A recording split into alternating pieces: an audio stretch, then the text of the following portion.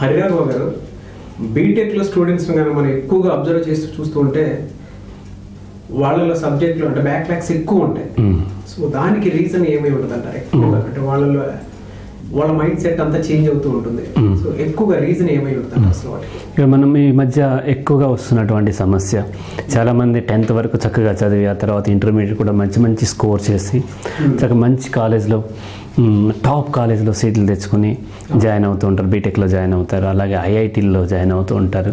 Join అయినటువంటి 1 year బాగానే ఉంటుంది. సెకండ్ ఇయర్ వచ్చేసరికి అంటే సెకండ్ ఇయర్ ఫస్ట్ సెమిస్టర్లోకి వచ్చిన తర్వాత దెన్ అప్పుడు రివర్స్ స్టార్ట్ అవుతుందన్నమాట. నాకు ఈ కోర్స్ ఇంట్రెస్ట్ లేదని డ్రాప్ అవుట్ అవుతూ ఉంటారు అన్నమాట. చాలామంది పేరెంట్స్ చెప్పారు అది. ఇంటర్మీడియట్ వరకు బ్రహ్మాండంగా చదివాడండి, ఆ తర్వాత బీటెక్లో తను ఇంట్రెస్ట్ పోయింది, బాగా మొబైల్కి అడిక్ట్ అయిపోయాడు, లేకపోతే ఫ్రెండ్స్కి అడిక్ట్ అయిపోయాడు, సినిమాలు చూస్తున్నాడు, అస్సలు చదవట్లేదు, చదవలేకపోతున్నాడు అని కూడా వాళ్ళు చెప్తూ ఉంటారన్నమాట. సో వీళ్ళన్నిటికీ కనుక మనము కొంచెం ఈ కేసులన్నిటినీ మనము తీసుకుని స్టడీ చేసినట్లయితే వాళ్ళని ఒకటే క్వశ్చన్ అడుగుతాం. బీటెక్లో ఉన్నాడు సరిగ్గా చదవట్లేదు, లేకపోతే బీఎస్సీ సెకండ్ ఇయర్లో ఉన్నాడు సరిగ్గా చదవట్లేదు అంటే ఇంటర్మీడియట్ ఎక్కడ చదివారు అని అడుగుతాం అనమాట.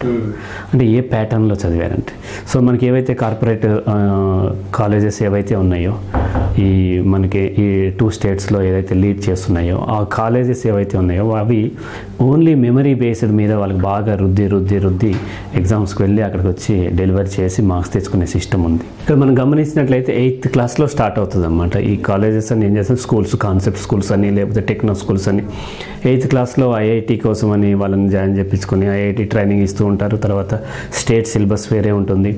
ఇవన్నీ ఒకదాని తర్వాత వాళ్ళకి ఓవర్లోడ్ చేసేసి వాళ్ళు గుర్తుపెట్టుకుని ఏదైతే ఓఎంఆర్ షీట్ ఫిల్ చేయటం ఎట్లా అనేటువంటి టెక్నిక్స్ నేర్పించి ఎలా మార్క్స్ ఎక్కువ స్కోర్ చేయాలనేటువంటి దాంతో వాళ్ళకి ట్రైనింగ్ ఇస్తూ ఉంటారు. ఈ 8th క్లాస్ నుంచి వాళ్ళకి యూజువల్గా ఏంటంటే పుబెర్టీలోకి ఎంటర్ అవుతారు. వాళ్ళలో హార్మోనల్ ఇన్ఫ్లుయెన్స్ ఉంటుంది, ఆడపిల్లలైనా సరే మగపిల్లలైనా సరే.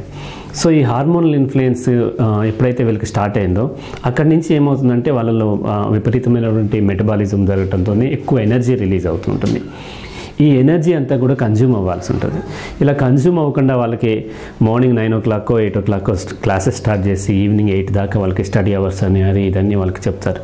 ఆ తర్వాత మళ్ళీ కూర్చోబెట్టి హోమ్ ట్యూషన్లో ఏదో ఒకటి చెప్తూ ఉంటారు. ఇలా రోజంతా నడిచి వారాలు నడిచిన తర్వాత 2-3 వారాలకు ఒకసారి గ్రౌండ్కి తీసుకెళ్ళి 1 గంట సేపు ఆడిచ్చి తీసుకొస్తారనమాట.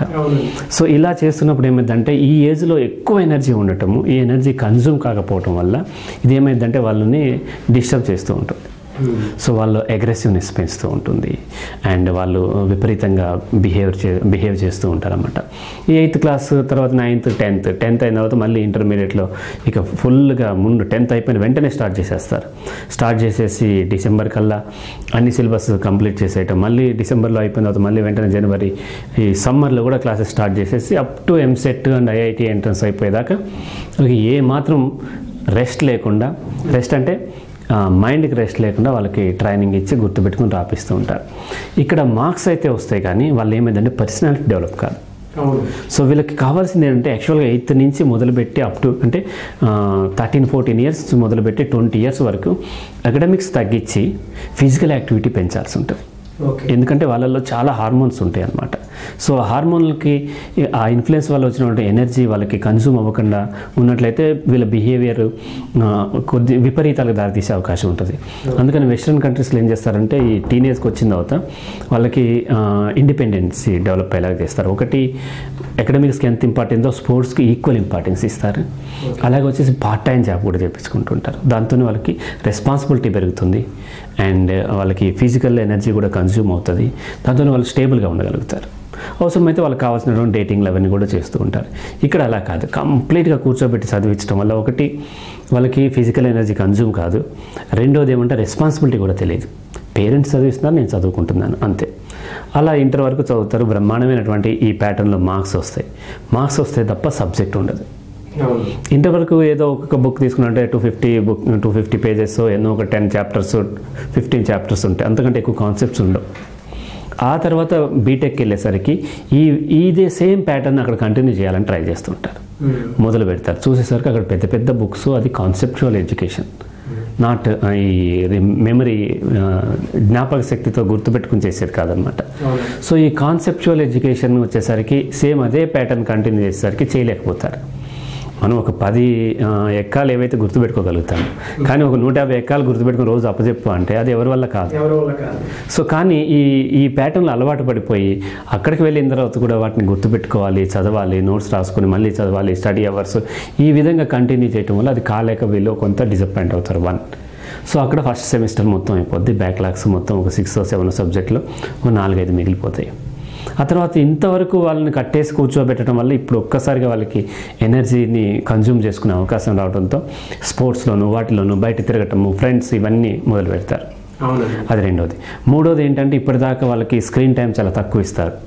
ఇచ్చిన తర్వాత వీళ్ళకి ఒక మొబైల్ ఫోన్ ఇవ్వటము, ఈ మొబైల్ ఫోన్లో సోషల్ మీడియాకి అలవాటు పడటము, చాటింగ్ చేసుకుంటూ లేకపోతే గేమ్స్ ఆడుతూ, ఇప్పుడు లేటెస్ట్గా వచ్చినటువంటి పబ్జీలో వాళ్ళు ఒకసారి ఎంటర్ అయ్యారంటే వాళ్ళ ఫ్రెండ్స్ వాళ్ళందరూ ఉంటారు కాబట్టి వాళ్ళ ఈగో సాటిస్ఫై కాదన్నమాట, తను డ్రాప్ అవటం, దాంతో కంటిన్యూ చేస్తూ నైట్స్ చేసేస్తూ ఉంటారు.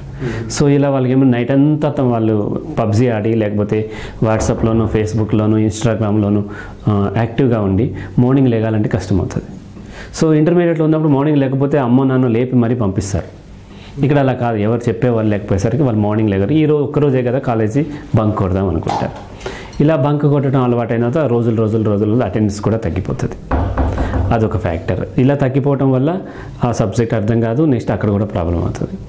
ఇంకొక ఫ్యాక్టర్ ఏంటి అని అంటే ఇప్పటిదాకా కూడా మన ఈ అథారిటేటివ్ పేరెంటింగ్, ఆధిపత్యం చెలాయిస్తూ చేసే పేరెంటింగ్, అలాగే టీచర్స్ కూడా ఆధిపత్యం చెలాయిస్తూ చేసేటువంటి టీచింగ్ వల్ల ఈ పిల్లలు ఏంటంటే అక్కడ దాకా అణిగిమణిగి ఉంటారు. అది నటన మాత్రమే, వాళ్ళు తప్పనిసరి పరిస్థితిలో అణిగిమణిగి ఉన్నారు. ఇక్కడ స్వేచ్ఛ రాగానే ఏమైందంటే వాళ్ళలో కోరికలు విజృంభిస్తాయి. అప్పుడు ఆటోమేటిక్గా వాళ్ళకి ఆపోజిట్ జెండర్ ఎవరున్నారో వాళ్ళ పట్ల అట్రాక్ట్ అవటము, వాళ్ళకి ప్రపోజ్ చేయటము, డేటింగో లేకపోతే రిలేషన్షిప్స్లో ఉన్నాను, కమిట్ అయి ఉన్నాను, ఇట్లాంటి రకరకాల పదాలు, ఏ పదాలు వాడినా సరే ఏంటంటే వీళ్ళకి సెక్షువల్ అట్రాక్షన్ ఉంటుంది. ఈ సెక్షువల్ అట్రాక్షన్తో వాళ్ళు కొంత ఫ్రెండ్షిప్ డెవలప్ చేసుకుని డే అండ్ నైట్ చాటింగ్ చేసుకోవటము, ఆ అమ్మాయి గుర్తు రావటం, ఇతనికి ఆ అమ్మాయికి ఏమో ఈ అబ్బాయి గుర్తు రావటము, ఈ చదువుతున్నప్పుడు ఆ స్వీట్ మెమరీస్ గుర్తొస్తుంటే ఈ చదువు మీద ఫోకస్ చేయలేకపోతూ ఉంటారు. ఇట్లా ఇప్పుడు మనం చూస్తే 4-5 ఫ్యాక్టర్స్ మనకు కనిపించినాయి. ఇవి కాకుండా ఇంకా ఉన్నాయి. ఈ బీటెక్ కాలేజీల దగ్గరికి వచ్చేసరికి వీళ్ళకి కొంచెం ఫైనాన్షియల్ ఫ్రీడమ్ వస్తుంది. తర్వాత సినిమాలు అవి చూస్తారు, చూసిన తర్వాత హీరోలాగా ఎవరికి వాళ్ళకి హీరోలాగా ఉండాలనిపిస్తుంది. అర్జున్ రెడ్డి చూస్తారు, అటువంటి బైక్ కావాలని డిమాండ్ చేస్తారు. పేరెంట్స్ ఏంటంటే వీడు ఎదిగాడు కదా అని చెప్పి కొనిపెడతారు. కొనిపెట్టిన తర్వాత బైక్ మీద మళ్ళీ బైక్ ఒక్కడే వెళ్ళాలి. 2 రోజులు ఫ్రెండ్ని తీసుకెళ్తే 3వ రోజు గర్ల్ ఫ్రెండ్ ఎవరిని తీసుకెళ్లాల్సి వస్తుంది, లేకపోతే ఫ్రెండ్ అయినా తన గర్ల్ ఫ్రెండ్ కోసం తీసుకెళ్తాడు. దీంతో కొత్త ప్రాబ్లమ్స్ వస్తాయి. అవి కాకుండా మళ్ళీ ఏంటంటే కొంతమంది స్మోకింగ్ అండ్ ఆల్కహాల్కి అడిక్ట్ అవటం, అలాగే వచ్చి కొంతమంది గంజాయి లాంటివి ఈ బీటెక్ కాలేజీలో వాటిలో అమ్ముతూ ఉంటారు. తెలియకుండా వాటి ఫస్ట్ ఏం చేస్తారో ఫ్రీగా ఇస్తారు. ఈ నైజీరియా నుంచి వచ్చినటువంటి ఆ బ్లాక్స్ వాళ్ళు ఏం చేస్తారంటే వీళ్ళకి మెల్లగా గంజాయి లాంటి వాటిని మెల్లగా ఫ్రీగా ఇచ్చినప్పుడు దానికి అలవాటు పడిన తర్వాత వాళ్ళు డబ్బులు పెట్టి కొనుక్కోవాల్సి వస్తుంది. సో డబ్బులన్నీ దానికి ఖర్చు పెట్టేస్తూ ఉంటారు. అలాగే వచ్చేసి హైదరాబాద్లో అయితే హుక్కా కల్చర్ ఒకటి ఉంది. సో దానికి అలవాటు పడుతుంది. ఇప్పుడు స్కూల్స్లోనే ఆ కల్చర్ వచ్చేస్తుంది. సో రకరకాల పేర్లతో పిలుస్తుంటే అది మనకు తెలియదు అనమాట. మన ఇంటర్నెట్లో సెర్చ్ చేసిన ఆ పేరుకి మీనింగ్ తెలియదు. ఏదో పెన్ పాట్ అంటారు. పెన్ పాట్ అంటే మనకి ఇంటర్నెట్లో సెర్చ్ చేస్తే వేరే ఏదో వస్తుంది, అది వాళ్ళ కోడ్ నేమ్ అనమాట. సో ఈ హుక్కా లాంటి వాటికి అలవాటు పడటము, అలాగే వచ్చేసి అగ్రెసివ్గా ఉండటం వల్ల కొంతమంది గొడవల్లోకి వెళ్తూ ఉంటారు.